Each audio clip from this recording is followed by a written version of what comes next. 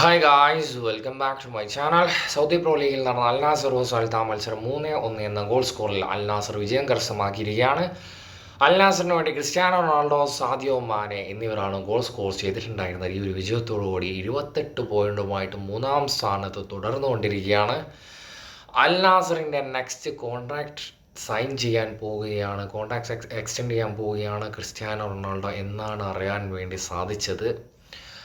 കഴിഞ്ഞ സീസണിൽ വളരെ ശക്തമായ റൂമേഴ്സ് ആയിരുന്നു back to Europe, Cristiano Ronaldo Bayer ലെവർകൂസനിലേക്ക് വന്നു എന്ന് തന്നെ ഓൾമോസ്റ്റ് എല്ലാ ക്രിസ്ത്യാനോ ഫാൻസും കൺഫേം ചെയ്തതാണ്.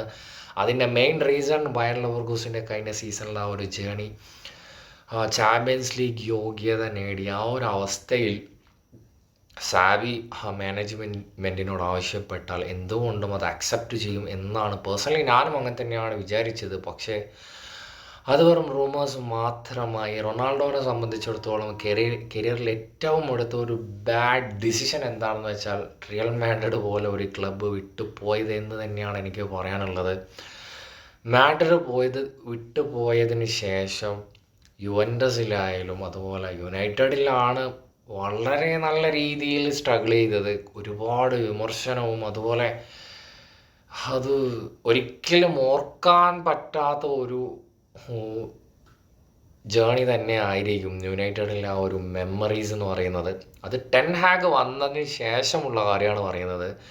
സോൾഷ്യറുള്ള സമയത്ത് കത്തി വന്നതായിരുന്നു ഒരു, പ്രത്യേകിച്ച് യുണൈറ്റഡിൽ നിന്നാണ് റൊണാൾഡോ ആയിട്ട് മാഡ്രിഡിലേക്ക് വരുന്നത്. അപ്പോൾ എല്ലാവരും ആഗ്രഹിച്ച കാര്യം ഒരു ചാമ്പ്യൻസ് ലീഗ് അല്ലെങ്കിൽ ഒരു പ്രീമിയർ ലീഗ് ആയാലും യുണൈറ്റഡിൽ നിന്ന് നേടാൻ സാധിക്കുകയാണെങ്കിൽ അത് എപ്പോഴും ഒരു മെമ്മറബിൾ മൊമെൻ്റ് തന്നെ ആയിരുന്നു. പക്ഷേ സോൾഷ്യർ എന്ന ഒരു കോച്ച് പോയതോടുകൂടി റൊണാൾഡോൻ്റെ കഷ്ടകാലം ആവർത്തിച്ചു എന്ന് തന്നെ വേണം പറയാൻ.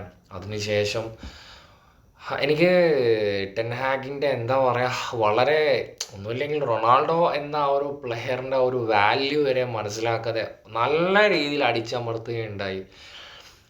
പക്ഷെ മാഡ്രിഡ് തന്നെ തുടർന്നിട്ടുണ്ടായിരുന്നെങ്കിൽ എന്തുകൊണ്ടോ ഒരു 8-9 ബാലൻ ഡ്യൂർ കൺഫേം ആയിട്ട് ലഭിക്കുമായിരുന്നു എന്ന് എനിക്ക് കൺഫേം ചെയ്ത് പറയാൻ വേണ്ടി സാധിക്കും. ആ ഒരു സമയത്ത് റൊണാൾഡോ ഉണ്ടാക്കിയ ഒരു ഇമ്പാക്റ്റും അങ്ങനെയാണ്. റൊണാൾഡോ ഒരുപാട് നേട്ടങ്ങൾ നേടിയതും റിയൽ മാഡ്രിഡ് തന്നെയായിരുന്നു. ചെറിയൊരു സാലറി ഇഷ്യൂവിൻ്റെ ആ ഒരു പ്രോബ്ലംസ് കൊണ്ടാണ് ഇത്രയും വലിയൊരു ബാഡ് ഡിസിഷൻ എടുത്തത് എന്ന് തന്നെയാണ് എനിക്ക് പറയാനുള്ളത്. റൊണാൾഡോയെ സംബന്ധിച്ചിടത്തോളം ഇപ്പോൾ റൊണാൾഡോ യൂട്യൂബ് ചാനൽ തുടങ്ങി. ആ ഒരു സമയത്ത് തുടങ്ങിയാലും ഈ ഇപ്പോൾ കിട്ടുന്ന അക്സെപ്റ്റൻസ് തന്നെയായിരുന്നു ചിലപ്പോൾ അതൊക്കെ മുകളിൽ പോകാനുള്ള സാധ്യതയുണ്ട്. കാരണം മാഡ്രിഡ് പോലത്തെ ഒരു ക്ലബ്ബ് ആയതുകൊണ്ട് വെറും സാലറിയുടെ ആ ഒരു വാല്യൂ മാത്രം നോക്കിയിട്ട് കരിയർ ഇങ്ങനെ ഒരു എന്താ പറയുക എൻഡിലേക്ക് പോകണമെന്ന് പേഴ്സണലി ഫാൻസിൻ്റെ ഭാഗത്തായാലും ഇനിയിപ്പോൾ ഹെയ്റ്റേഴ്സ് പോലും അങ്ങനെ ആഗ്രഹിച്ചില്ല എന്നാണ് എനിക്ക് പറയാനുള്ളത്. അതിനുശേഷം ടെൻ ഹാഗിൻ്റെ ഇഷ്യൂ കൊണ്ടാണോ എന്നറിയില്ല, പോർച്ചുഗൽ ക്ലബിൽ ഇൻ്റർനാഷണൽ പോർച്ചുഗലിന് കളിക്കുന്ന സമയത്തും വേൾഡ് കപ്പിലും വളരെ രീതിയിൽ മെൻ്റലി ഡൗൺ ആയിരുന്നു.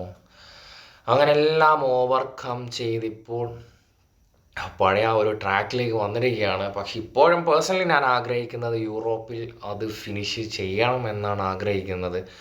പക്ഷെ സിദാനെ പോലത്തെ ഒരു കോച്ചൊക്കെ വരികയാണെങ്കിൽ കുറച്ചുകൂടി ഹോപ്പ് ഉണ്ടാകും എന്നെനിക്ക് പറയാൻ ഞാൻ ആഗ്രഹിക്കുന്നു.